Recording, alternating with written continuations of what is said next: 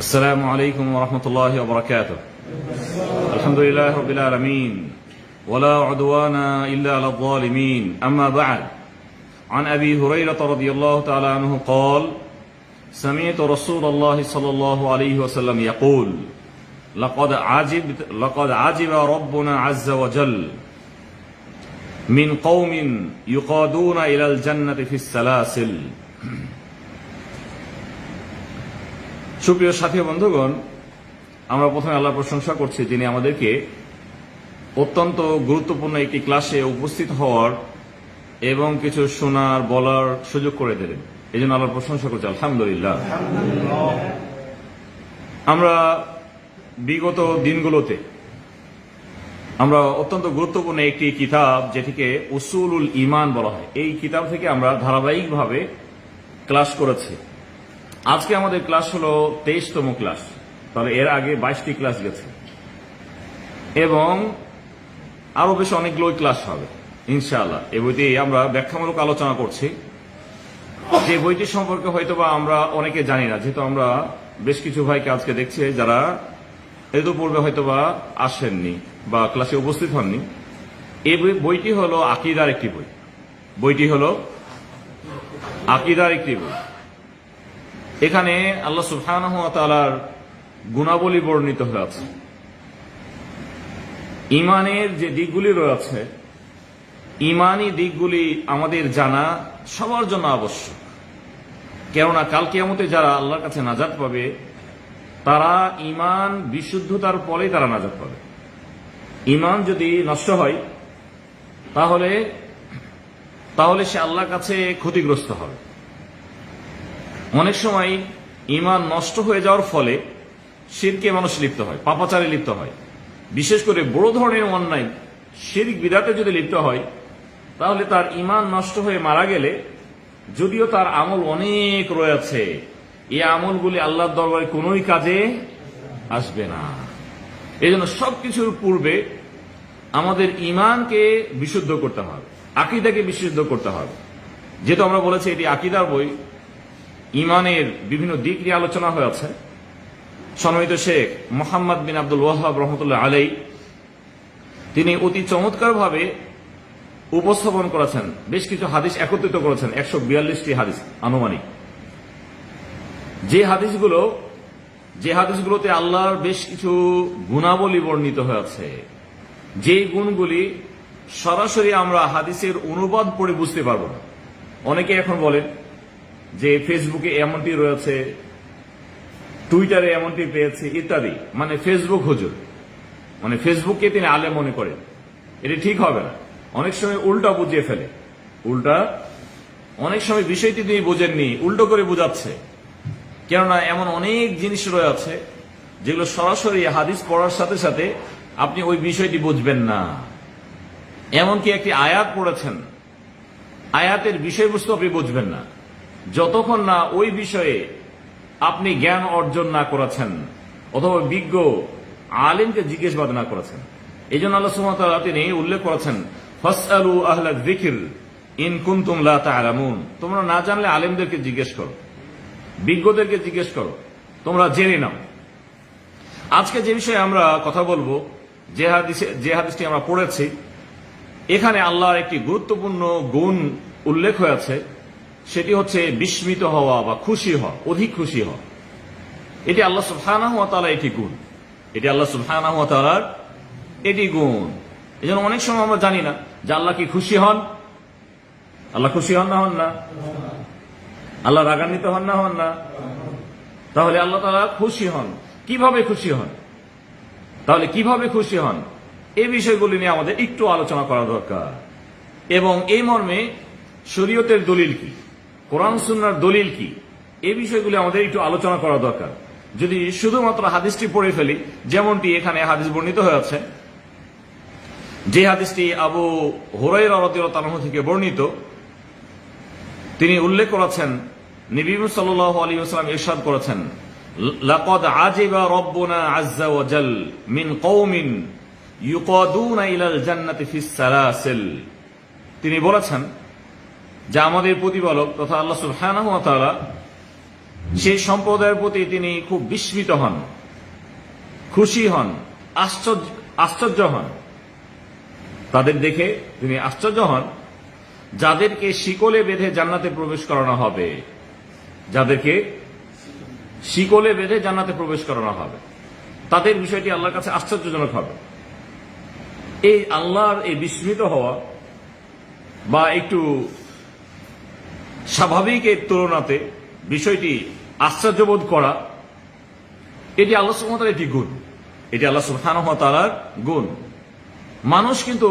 মানুষ বিস্মিত হয়, হঠাৎ কোনো জিনিস দেখে কখনো বিস্মিত হয়, আনন্দিত হয়, উৎফুল্ল সে হয়, এই ধরনের কিন্তু ঘটনা ঘটে, এটি মানুষের একটি গুণ। তবে আল্লাহ সুবহানাহু ওয়া তাআলার যে বিস্মিত হওয়া এবং মানুষের যে বিস্মিত হওয়া, এর মাঝে তারতম্য আছে না নাই? অনেক ব্যবধান রয়েছে। এই বিষয়টি আমাদেরকে বুঝতে হবে, যেটি আল্লাহর এটি গুণ।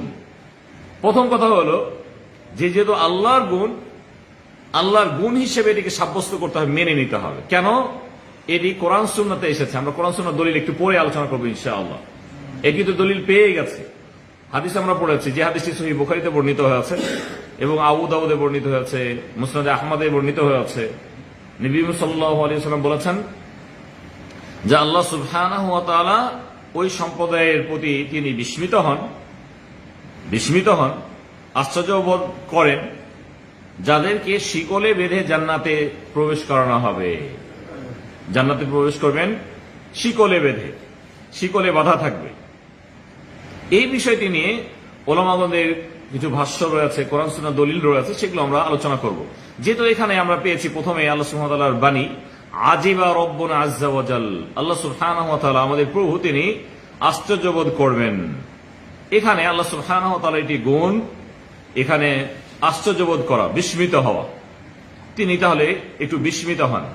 আর এটি উলামাগণ বলেছেন কামা ইয়ালিকু বিজালালিহি, আল্লাহর শানে যেভাবে মানানসই সেভাবে তিনি বিস্মিত হন।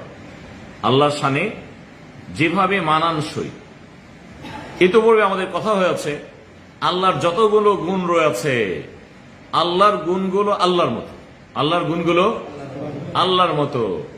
এই জন্য আল্লাহর গুণগুলো মানুষের সাথে অথবা তার অন্য কোন সৃষ্টির সাথে তুলনা করা, উপমা দেওয়া, সাদৃশ্য বর্ণনা করা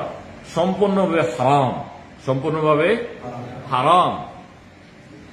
আল্লাহ সুবহানাহু ওয়া তাআলা তিনি দেখেন, আমরা তো দেখি, আমাদের দেখা এবং রবের দেখা সমান? আল্লাহ সুবহানাহু ওয়া তাআলা সবকিছু দেখেন। আপনি সবকিছু দেখেন? আপনি অনেক প্রশ্ন করতে পারেন যে আল্লাহ তাআলা সবকিছু কিভাবে দেখেন। আপনার ছোট্ট জ্ঞানে সেটি নাও ধরতে পারে, ছোট্ট জ্ঞানে নাও ধরতে পারে, বরং সবকিছুকে তিনি পরিবেষ্টিত করে রেখেছেন আল্লাহ সুবহানাহু ওয়া তাআলা। তার পরিবেষ্টন ছাড়া কোনো কিছুই নেই। আমরা কি সে ধরনের? আমাদেরকে সবকিছু পরিবেষ্টন করে রেখেছে, আমরা কাউকে পরিবেষ্টন করে রাখিনি। আমি তো ছোট্ট একটা মানুষ।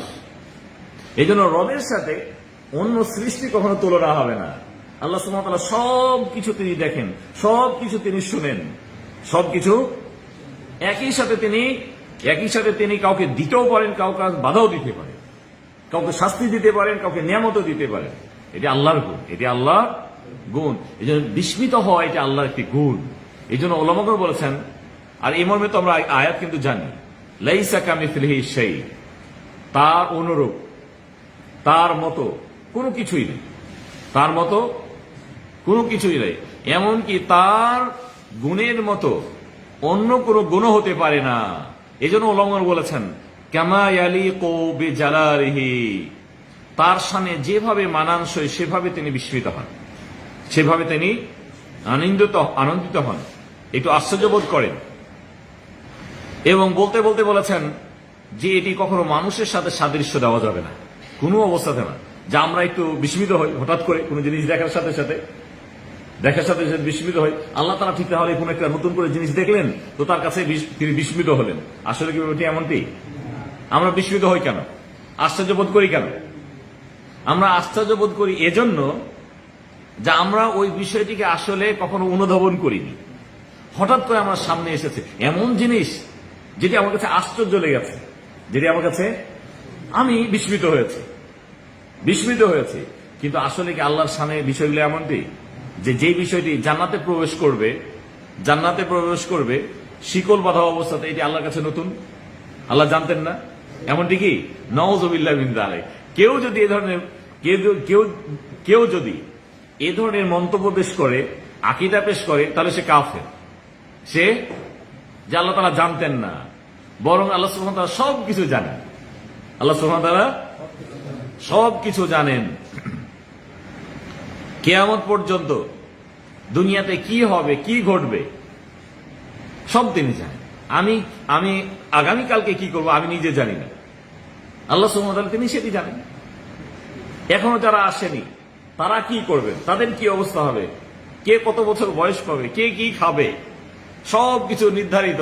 আল্লাহ সুবহানাহু ওয়া তাআলা সব বিষয়ে জানেন, সব বিষয়ে। বরং আল্লাহ তাআলা জান্নাত সাজিয়ে রেখেছেন। কিভাবে জান্নাতে প্রবেশ করবে, কারা জান্নাতে প্রবেশ করবে, কিভাবে আনন্দিত হবে, সবকিছু জানেন। এই জন্য আল্লাহর শানে বিস্মিত হওয়া এটি নতুন ঘটনা নয়। নতুন ঘটনার ফলে আল্লাহ তাআলা বিস্মিত হওয়ার বিষয়টি কিন্তু এমনটি না, যেটি মানুষের ক্ষেত্রে হয়ে থাকে। এই জন্য উলামাগণ বলেছেন যে এটি তার শানে মানানসই, এবং বলেছেন এটি আল্লাহর জন্য নির্দিষ্ট। এই বিস্মিত হওয়াটি জান্নাতে প্রবেশ করবে এমন বান্দারা, কিছু বান্দা প্রবেশ করবেন যারা শিকল বাঁধা অবস্থাতে প্রবেশ করবেন। যদিও এর অর্থ বিভিন্নভাবে উলামাগণ বলেছেন, একটু পরে আমরা করব। যদি এটিও আমরা ধরে ফেলি যে শিকল বাঁধা অবস্থায় প্রবেশ করবেন জান্নাতে প্রবেশ করবেন, এটি আল্লাহর কাছে নতুন কিছু নয়। বরং এটি আল্লাহ সুবহানাহু ওয়া তাআলার একটি গুণ, আল্লাহর একটি গুণ। অন্যান্য যে গুণগুলি রয়েছে সেই গুণগুলির মতো আমরা কিন্তু ইতোপূর্বে অনেকগুলো গুণ পড়েছি। যেহেতু আজকে আমাদের 23তম ক্লাস, 22টি ক্লাসে এই বিষয়গুলি আমাদের বিভিন্ন গুণ নিয়ে আমাদের আলোচনা হয়েছে, আল্লাহর বিভিন্ন গুণ নিয়ে আলোচনা হয়েছে। দ্বিতীয় অংশ যেটি আমরা পেয়েছি, মিন কওমিন ইউকাদুনা ইলাল জান্নাতি ফিস সালাসিল, যে এমন কওমকে যাদেরকে জান্নাতে প্রবেশ করানো হবে শিকলে বাঁধা অবস্থাতে, শিকলে। তাহলে তাআজ্জুব একটি গুণ আমরা পেয়েছি, বিস্মিত হওয়া, আশ্চর্যবোধ করা। আর দ্বিতীয় অংশ যেটি আমরা পেয়েছি, এখানে মুফাসসিরগণ বলেছেন, বিশেষ করে হাদিসের যারা ব্যাখ্যা করেছেন তারা বলেছেন যে আন্নাহুম উসিরু ওয়া কুয়িদু হালা কাউনিহিম কুফারা ফিল জিহাদ ফি সাবিলিল্লাহ, যে এমন কওম যারা কাফের, বেদিন ছিল, যাদেরকে বন্দী করে নিয়ে আসা হয়েছে। কুফরি অবস্থাতে মুসলিমরা বন্দী করে নিয়ে এসেছে যুদ্ধের মুহূর্তগুলোতে, তারা বন্দী হয়েছে। বন্দী হলে স্বাভাবিকভাবে এমনি রাখে না, তাদের শিকলে বেঁধে রাখে। বন্দী কায়দখানাতে রাখতে হলে, বন্দিশালাতে রাখতে হলে পায়ে শিকল বেঁধে রাখতে হয়, হাতে শিকল বেঁধে রাখতে হয়। বন্দী অবস্থাতে রয়েছে। এরপরে সুম্মা বাদা যালিকা আসলামু, এরপর তো ইসলাম কবুল করেছেন। আর ইসলাম কবুল করাটি জান্নাতে প্রবেশ করার নামান্তর। ইসলামে কেউ যদি ঈমান নিয়ে আসে, ঈমানের হালাতে যদি সে মৃত্যুবরণ করে, তাহলে সে জান্নাতি হবে। তাহলে এখানে ওলামাগণ বলেছেন যে আসলে শিকল বাঁধা অবস্থাতে সে জান্নাতে গেছে, কিন্তু বিষয়টি এমনটি না, বরং এই শিকল বাঁধার কারণে সে জান্নাতে প্রবেশ করেছে। মানে প্রথমে কি করা হয়েছিল, তাদেরকে বেঁধে নিয়ে আসা হয়েছিল, বেঁধে রাখা হয়েছিল। বেঁধে রাখার পর তারা যখন মুসলমানদের ঘরে বন্দী, ইসলাম সম্পর্কে তারা জানলো, ইসলাম সম্পর্কে আরেকটু বুঝলো। যদিও তাদেরকে বল প্রয়োগ করা হয়নি, এমন বল যে তুমি হয় এখন ইসলাম কবুল করো, নাহলে কেউ হত্যা করে ফেলবো, না, এই ধরনের হয়নি। কেন ইসলাম এটি কিন্তু নিষিদ্ধ, যে কাফেরদেরকে আপনি বল প্রয়োগ করে ইসলাম কবুল করাবেন, এটি কিন্তু শরীয়তে নিষেধ। লা ইকরাহা ফিদ্দীন, আল্লাহ তাআলা বলেছেন দ্বীনে কোনো জবরদস্তি, বাধ্য করে দিন পালন করা এখনো নাই, তখনও ছিল না। এই জন্য যারা বন্দী হয়ে এসেছে তাদেরকে আপনি বলবেন যে তুমি এখন ইসলাম কবুল করো, নাহলে হত্যা করে ফেলবো, না, এমনটি কিন্তু ঘটেনি। তবে মুসলমানদের কাছে এসে তাদের আচার আখলাক দেখে, তাদের চালচলন দেখে, তাদের স্বভাব দেখে দিনের সৌন্দর্য দেখে তারা এমনি ইসলাম কবুল করে ফেলেছেন। ইসলাম সুবহানাল্লাহ, এই ধরনের অসংখ্য ঘটনা ঘটেছে যে ইসলাম কবুল করেছেন শুধুমাত্র তাদের সাথে যে আচরণ করা হয়েছে, ব্যবহার করা হয়েছে, এই ব্যবহার তারা কুফরি অবস্থাতে পায়নি, কুফরি অবস্থাতে পায়নি, যার ফলে ইসলাম কবুল করে ফেলেছে, ইসলাম কবুল করে ফেলেছে। এই জন্য ওলামাগণ বলেছেন এই হাদিসের ব্যাখ্যা করতে যে বিষয়টিতে এমনটি হয়েছিল যে ইসলাম তারা নিয়ে এসেছে শিকলে বাধার ফলে, বন্দী হওয়ার ফলে। যেহেতু তারা শিকলে বাধার পরে তারা ইসলাম কবুল করেছে এবং তারা সত্যবাদী হয়ে ইসলাম কবুল করেছেন এবং ইমানের হালতে বিদায় গ্রহণ করেছেন, অতএব তারা জান্নাতি। যেহেতু তারা জান্নাতি হলেন কার ফলে? শিকলে বাধার ফলে, বন্দী হওয়ার ফলে। অতএব আল্লাহ সুবহানাহু ওয়া তাআলা এদের বিষয়টি দেখে একটু বিস্মিত হন। যদিও আল্লাহ সুবহানাহু ওয়া তাআলা এদের বিষয়টি তিনি আগে থেকেই জানেন। এই জন্য আমাদের বিস্মিত হওয়া এবং আল্লাহর বিস্মিত হওয়া এক নয়। আল্লাহ সুবহানাহু ওয়া তাআলা হাসেন, আল্লাহ তাআলা কারো কাজ দেখে হাসেন। আর হঠাৎ করে কিছু এমন জিনিস আমাদের কাছে যেটি বেশি আরো বিস্মিত হওয়ার জিনিস বাহ্যিক অর্থে, এই বিষয়টি যেহেতু বিস্মিত হওয়ার জিনিস, আল্লাহ সুবহানাহু ওয়া তাআলা ওই বিষয়টি দেখেও তিনি একটু বিস্মিত হন। এ ধরনের হতে পারে।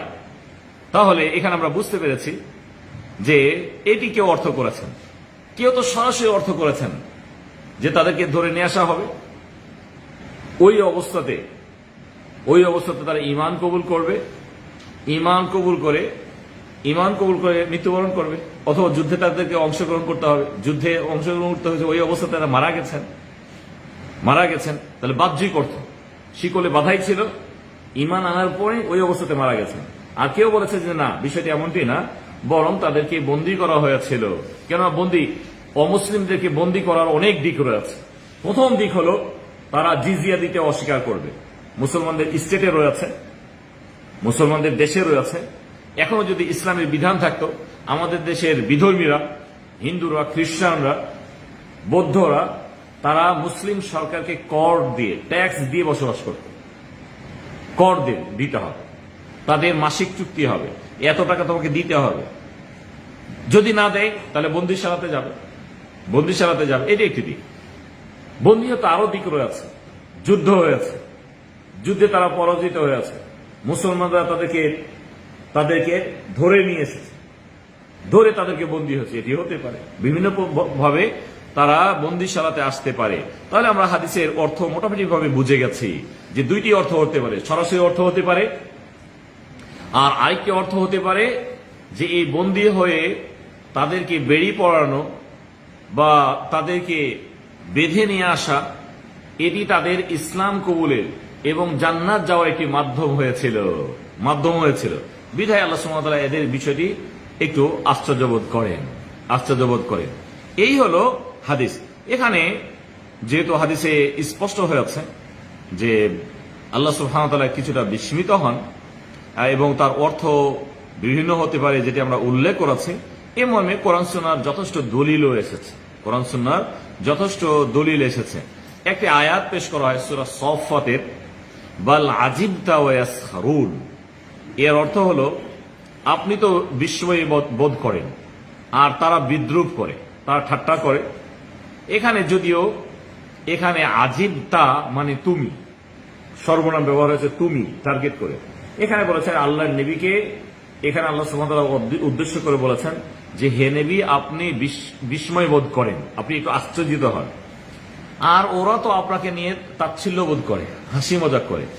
যদিও এখানে আজিব তা আল্লাহর নবীকে সম্বোধন করা হয়েছে তুমি, এই তুমি বলে অন্য কেরাতে, আমরা খুব কোরআন পড়া সম্পর্কে ভালো জানি, কোরআন মাজিদ পড়ার অনেকগুলো পদ্ধতি রয়েছে। কয়টি পদ্ধতি কে বলতে পারবেন?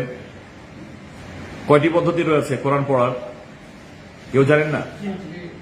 জি, তিনটি। আরো বলেন, আরো যোগ দেন, আরো কিছু পড়ার। 7টির সাথে যদি 3টি যোগ দেওয়া হয় 10টি। হ্যাঁ, 10 পদ্ধতি রয়েছে কোরআন মাজিদ পড়ার, 10টি পদ্ধতি রয়েছে। এই জন্য যারা বিশ্ববিখ্যাত পাঠক, তারা 10 পদ্ধতি দিয়ে কোরআন পড়তে পারেন। 10 পদ্ধতিতে অর্থ আবার এটি আপনি ভুল বুঝবেন না যে সবগুলো তাহলে উলট পালট করে পড়া হবে, এটা না। কিছু কিছু শব্দের পড়ার ক্ষেত্রে কিছুটা তারতম্য রয়েছে, যে তারতম্যে অর্থের কখনো পরিবর্তন ঘটবে না। সব আয়াত না, সব শব্দ না। যেমন মালিকি ইয়াউমিদ্দিন, আমরা মা পড়ি, একটু টান দিয়ে পড়ি, এখন আলিফ আছে, জবর খালি আলিফ আছে, মধ্যে তবাই অক্ষর। এখানে এই পড়ার ক্ষেত্রে 3 ধরনের পাঠকরা পড়েছেন। মালিকি ইয়াউমিদ্দিন, তাহলে আমরা মালিকি ইয়াউমিদ্দিন যদি কেউ পড়ে, আমরা তো মারধর শুরু করব, তাই না? আমরা তো জানি না যেখানে এই পাঠক রয়েছে। এই ধরনের বিভিন্ন ধরনের পাঠ কিন্তু পড়ার এতে নেটেও শোনা যায়। এগুলো যারা জানে না কিভাবে কোরআন পড়ে, এটি কোরআন কিভাবে পড়া হচ্ছে, কিছু কিছু শব্দে তারতম্য হয়। তো যাই হোক না কেন, এখানে পড়ার ক্ষেত্রে আজিব তা না বলে অন্যান্য কারিগর পড়েছে আজিব তু, মানে আল্লাহ বলছেন যে আমি বিস্ময় বোধ করি।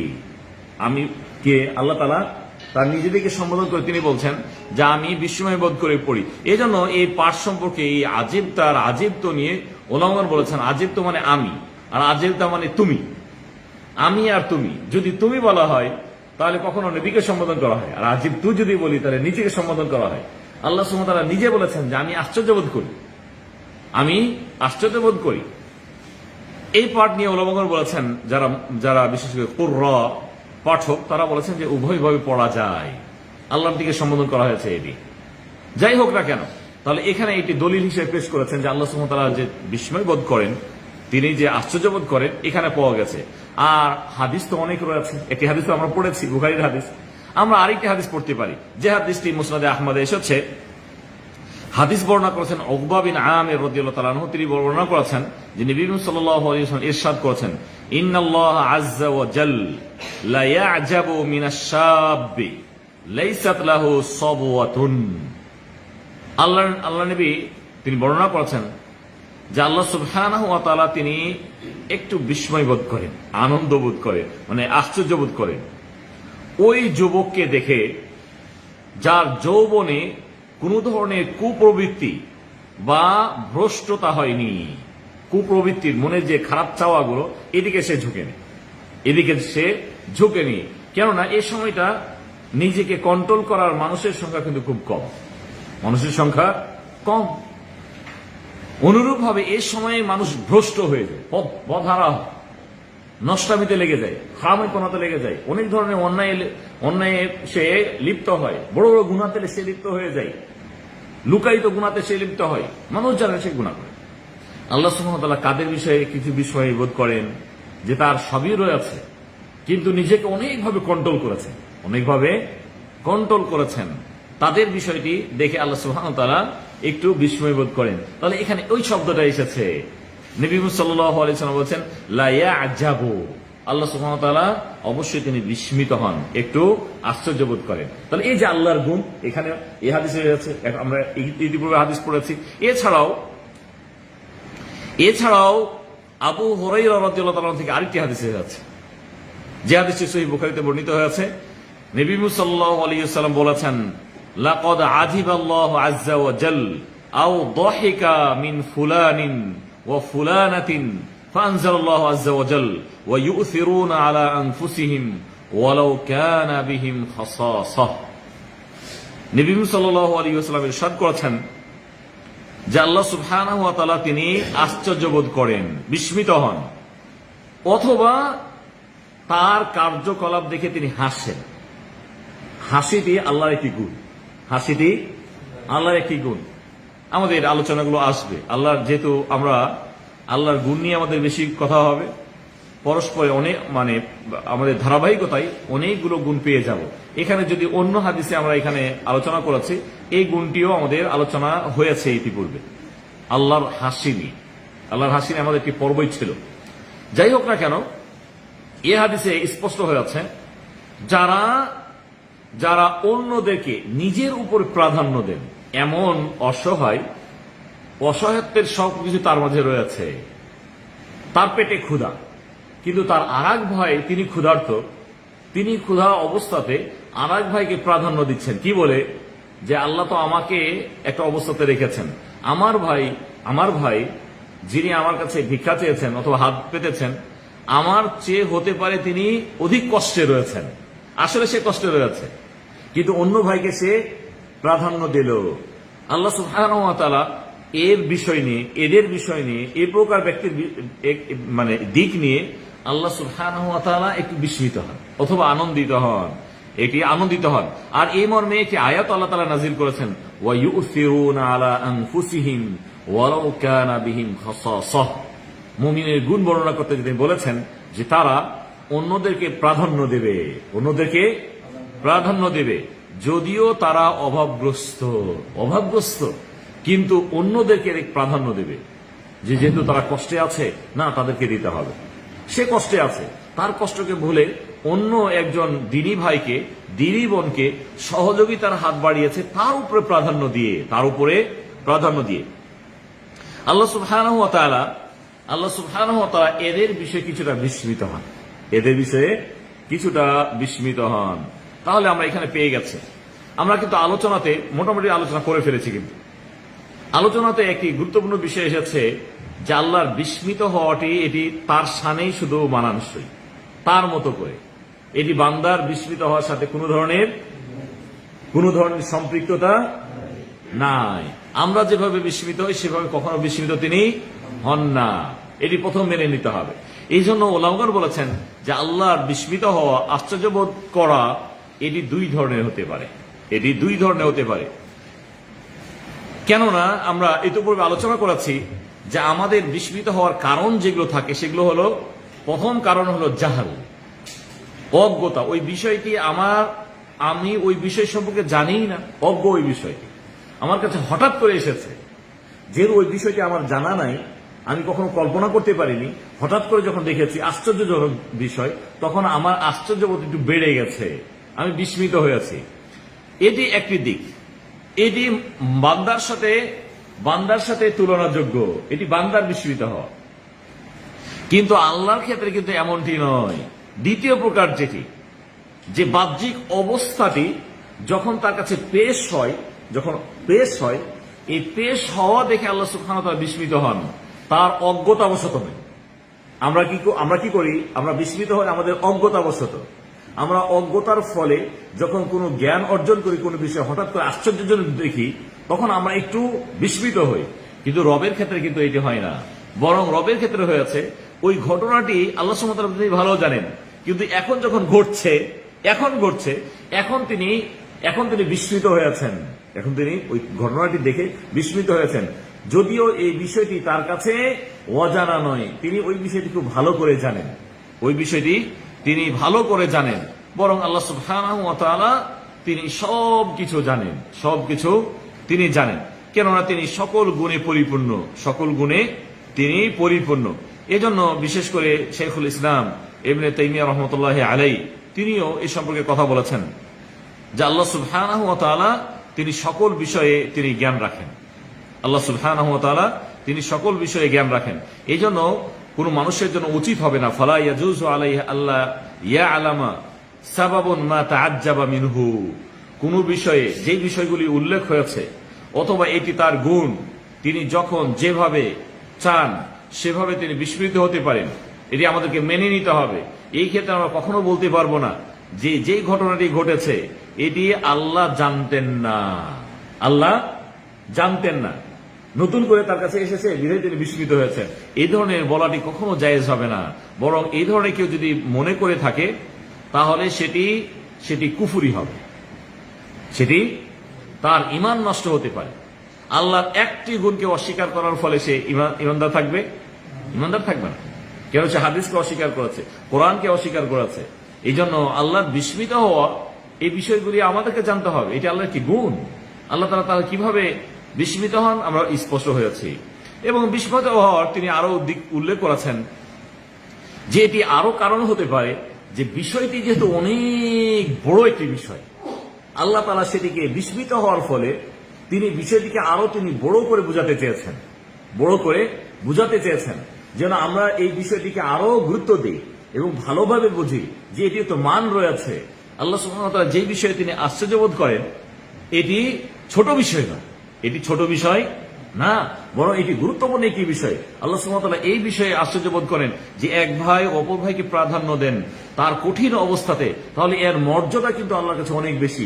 আল্লাহ সুবহানাহু ওয়া তাআলা এটি মুমিনের গুণ তিনি বর্ণনা করেছেন যে ইমানদারের গুণ হবে যে সে অন্যকে প্রাধান্য দেবে, যেই কাজটি সবসময় সবাই করতে পারে না। যারা একনিষ্ঠ ইমানদার, যাদের ইমানের পর অনেক অনেক বেশি, তারা করতে পারে, এই দেখে আল্লাহ তাআলা আনন্দিত হন। এই ধরনের কিন্তু ঘটনা অনেক ঘটেছে, কেন আমরা খুব ভালো করে জানি ওই সাহাবীদের ঘটনা, যাদের কাছে মেহমান আসলো, তাদের খাদ্য কিছুই ছিল না, একজনের খাদ্য রয়েছে। মেহমানকে আপ্যায়ন করবেন, এখন মেহমানের সাথে যদি খান, খাদ্যই তো একজনের, একজন যদি খেয়ে ফেলে, একজন যদি খায়, মানে পরিমাপে খুব অল্প, যদিও হাদিসের ভাষা রয়েছে যে একজনের খানা দুজনের জন্য যথেষ্ট, দুজনের খানা তিনজনের জন্য যথেষ্ট, কিন্তু এমন খাদ্য রয়েছে যে একজনেরই হয়তো বা ওইভাবে হবে না, মানে একজন কোনরূপভাবে খেতে পারবে। এখন যিনি মেহমান হয়ে এসেছেন, মেজবান যদি তার সাথে খেয়ে ফেলেন তাহলে তো মেহমান খেতে পারবে না। তিনি কৌশল অবলম্বন করলেন। কি কৌশল অবলম্বন করলেন? জি, বাতি বন্ধ করে দেওয়া, যে তার ওই অবস্থাতে বাতিটা বন্ধ করে দেবো, যখন খাওয়াটা তার কাছে পৌঁছানো হবে এরপরে বাতিটা অফ হবে, এরপরে বাতি হয়তো বা খোঁজাখুঁজি করছে, এর মাঝে তিনি খেতে থাকেন, ভাই আচ্ছা খাচ্ছি, ওই বাতি কোথায় আছে বাবু নিয়ে আসো, হয়তো বাচ্চাকে বলছে যে বাচ্চা নিয়ে আসো, তুমি চ্যারেকটা নিয়ে আসো, দেখো কোথায় দিয়াশালাইটা, গ্যাস লাইট কোথায় আছে, ইত্যাদি কথাগুলো। আর এদিকে তিনি হাত নাড়তেছেন, উনিও বুঝাচ্ছেন যে আমি খাচ্ছি, কিন্তু তিনি খাচ্ছেন না। কাকে খাওয়াচ্ছেন? মেহমানকে খাওয়াচ্ছেন। এটা করে আল্লাহ সুবহানাহু ওয়া তাআলা তার এই দৃশ্য দেখে তিনি খুশি হলেন।